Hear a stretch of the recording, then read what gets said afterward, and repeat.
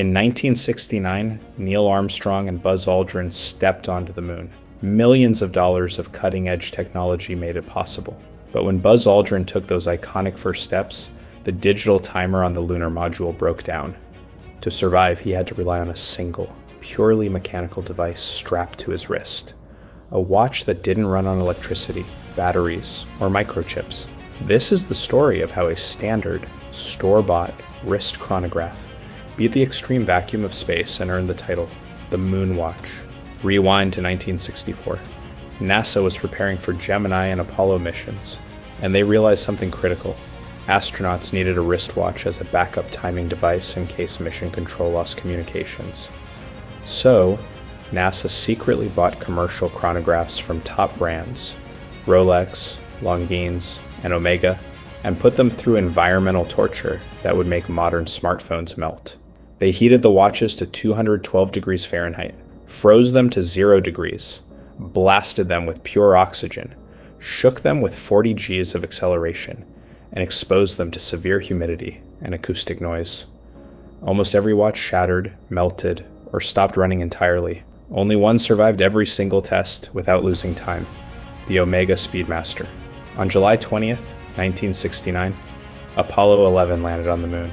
Interestingly, Neil Armstrong left his Speedmaster inside the lunar module as a timer backup because the onboard clock failed. That meant Buzz Aldrin was the first person to actually wear a watch on the lunar surface. But the Speedmaster wasn't just a shiny accessory, it became a literal lifesaver during Apollo 13 in 1970. After an oxygen tank exploded in deep space, the spacecraft lost power, and main computers were shut down. Astronaut Jack Swigert had to time an exact 14-second engine burn to adjust their trajectory to re-enter Earth's atmosphere. A single second off meant either burning up or drifting endlessly into space. Swigert timed those critical 14 seconds using his Omega Speedmaster. The burn was flawless, and the crew survived. Why did it succeed where high-tech electronics failed? First, it was manual wind, meaning 0 batteries to fail or leak in a vacuum. Second, it used a tough acrylic hesselite crystal instead of glass, so if it broke, it wouldn't shatter into tiny, lethal floating shards in microgravity. It was just pure, reliable, hand-wound precision mechanics. To this day, the Omega Speedmaster Professional remains flight qualified by NASA for all manned space missions, a mechanical marvel virtually unchanged for over 50 years. Which watch would you trust in deep space?